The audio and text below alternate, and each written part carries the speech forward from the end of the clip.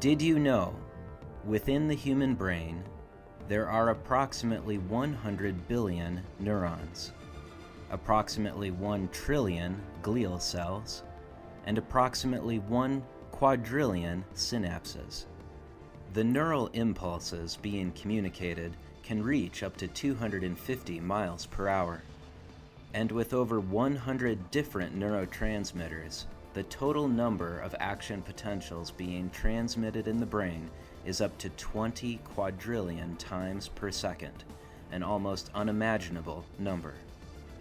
This communication system is what produces our thoughts and creativity, how we're feeling on any given day.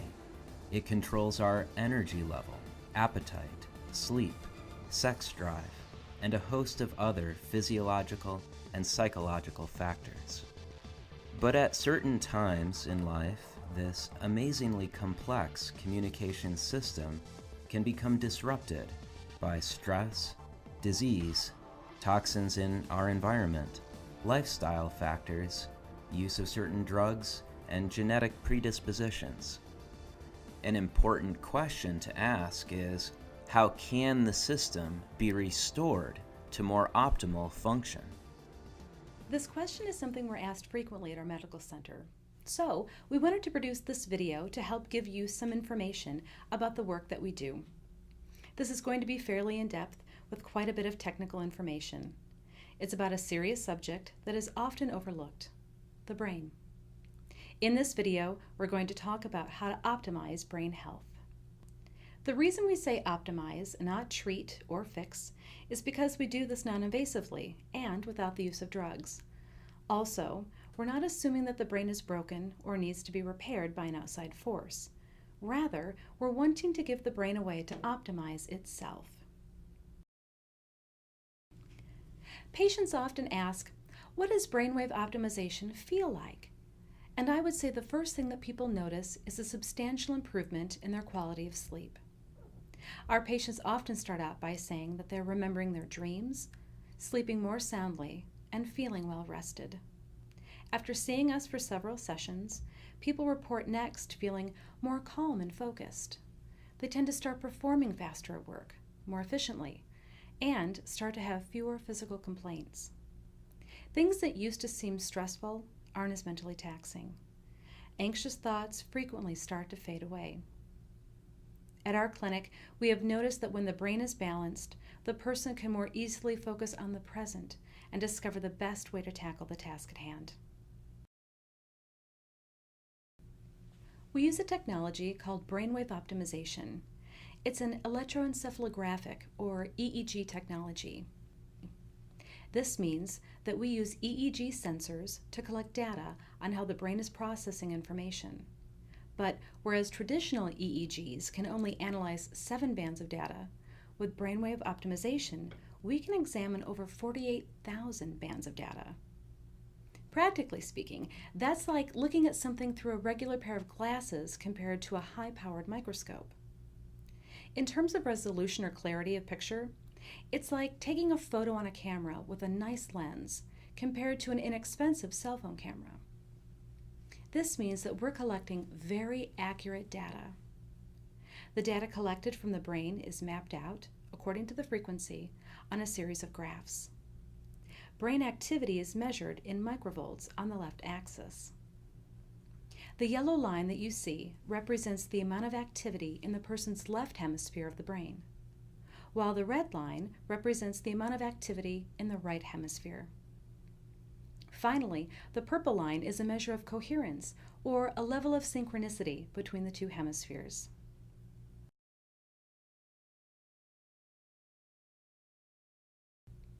Speaking broadly, there are 3 basic components for a healthy brain.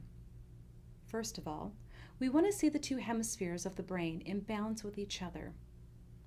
That means we want to see those red and yellow lines perfectly on top of each other.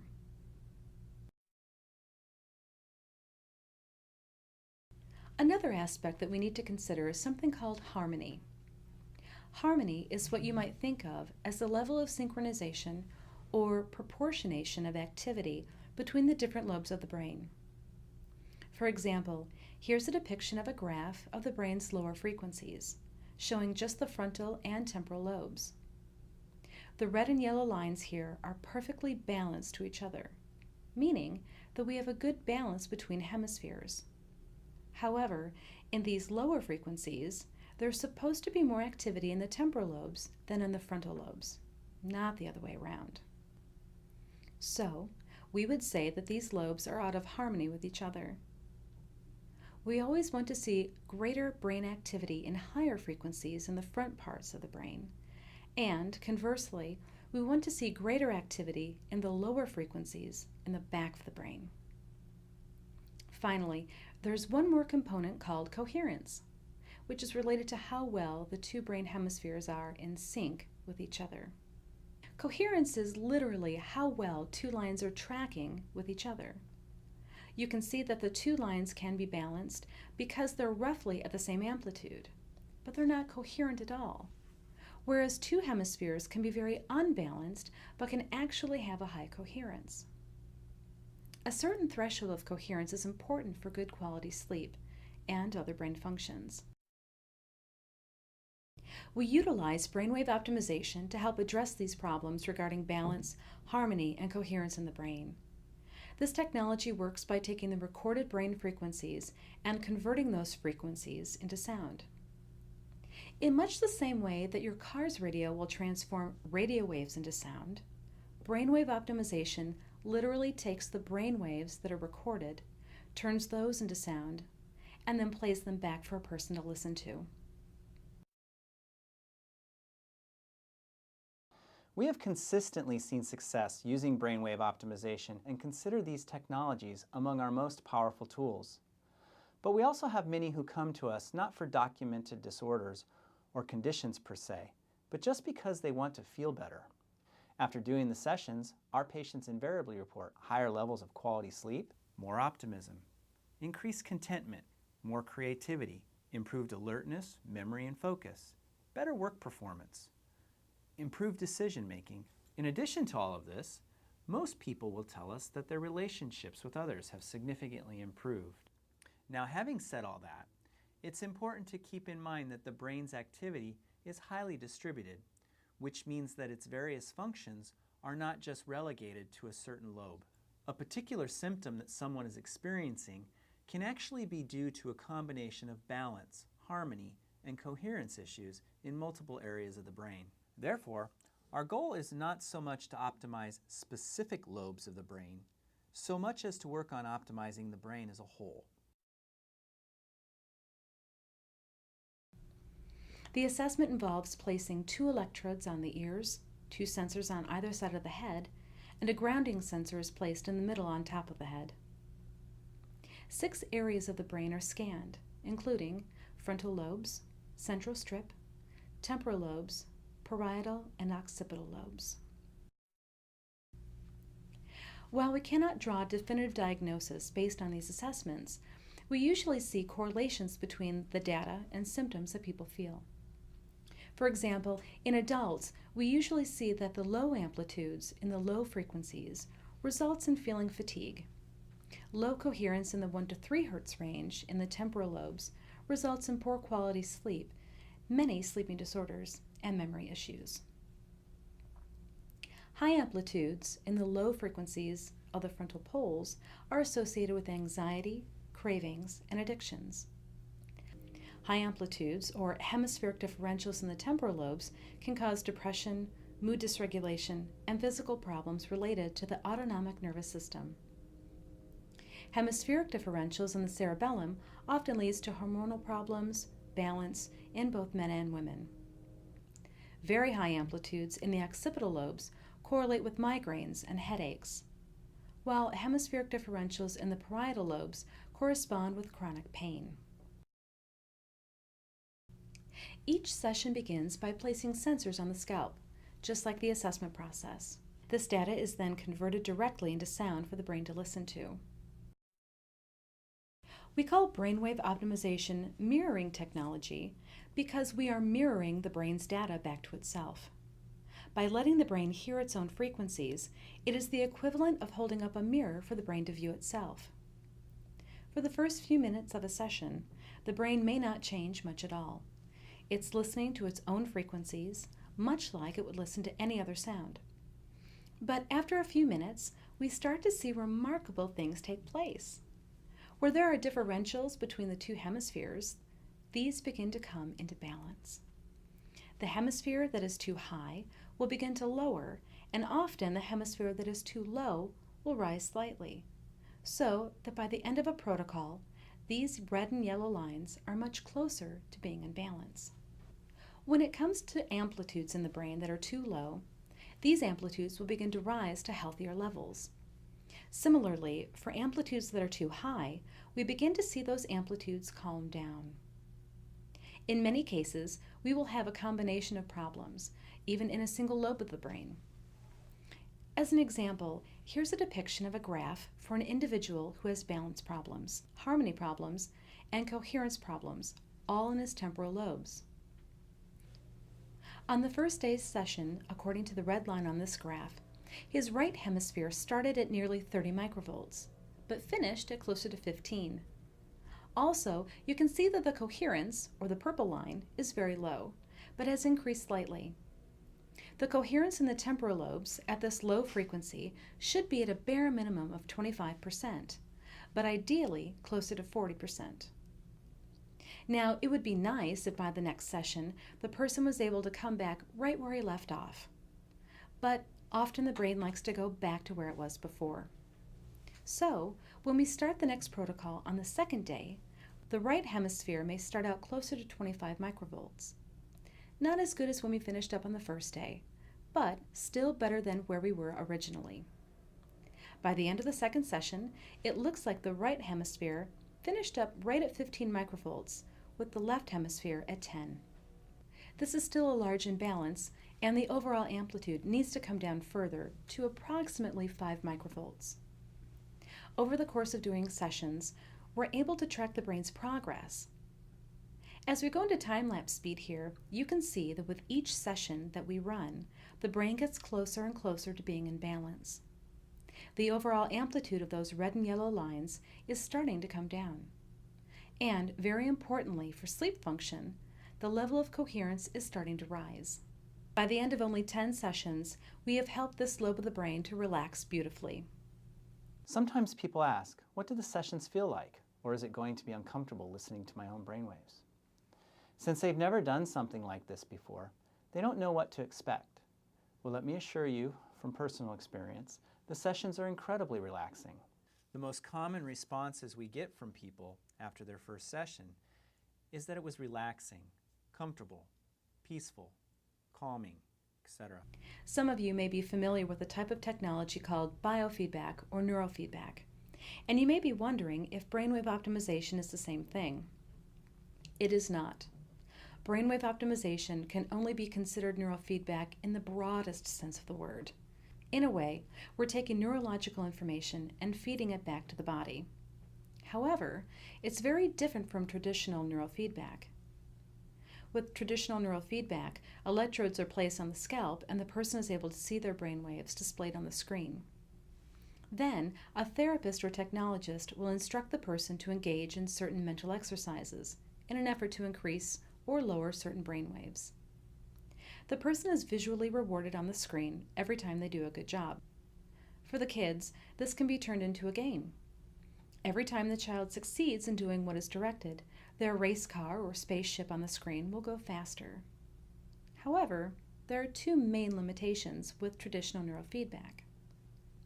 First of all, and perhaps most importantly, neurofeedback is not letting the brain optimize itself. Rather, it is encouraging the brain to become the average based on a normative database of other brain scans. Someone else is making the decision for how the brain should be encouraged to change.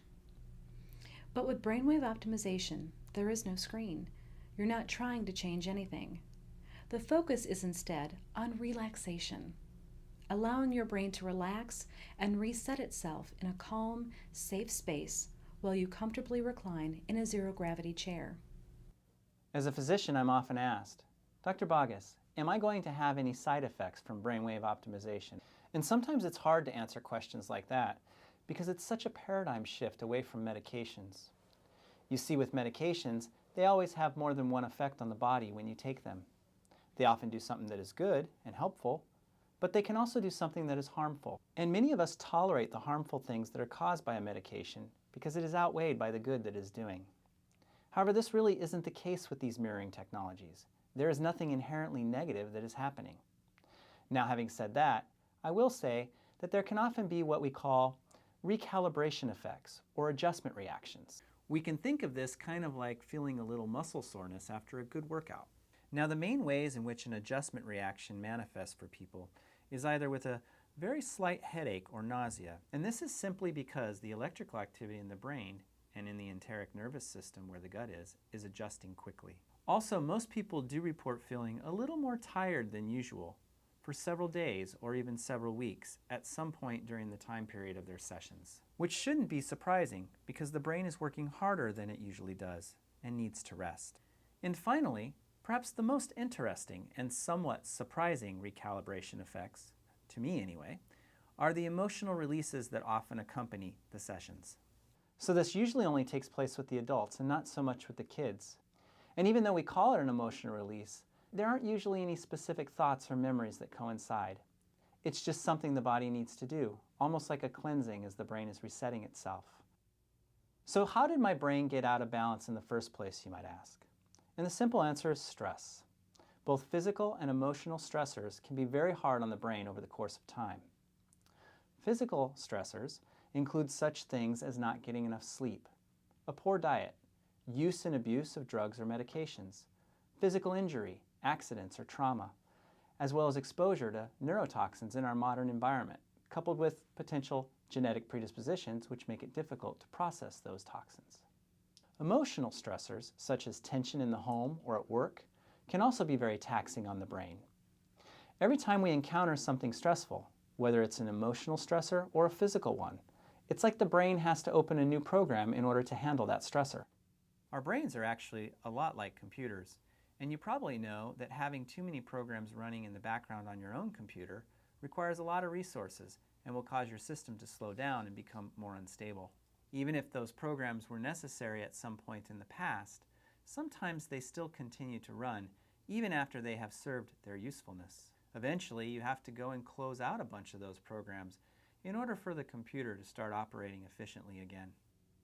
You see, when we can go in and close down some of those old programs running in the lower frequencies, we free up more memory, so to speak, for the higher frequencies of the brain.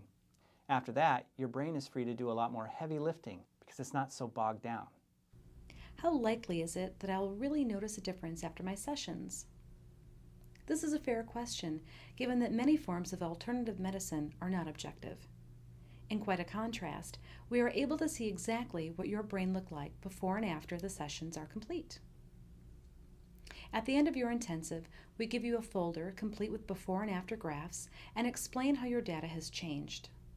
Now, that's in terms of objective data, but perhaps more importantly, those objective results translate into subjective changes as well. The brain really has an amazing ability, naturally, to change. It's called neuroplasticity. It's something that continues to surprise and astound the medical community. Frankly, it even surprises us at our medical center, and we see it every day. We've seen many patients with different concerns. Maybe you've had a recent physical or emotional stressor in your life. Maybe you're just lacking the energy and drive that you used to have. Or maybe you have a child who's struggling at home or in school. If this sounds like something that you or your loved one could benefit from, give us a call. We'd be happy to talk with you. So in conclusion, myself and the rest of our team believe in precision medicine here at Natural Balance. Every person and every situation is unique, and we're willing to take the time to understand what is going on for you specifically and create a customized session plan designed just for you.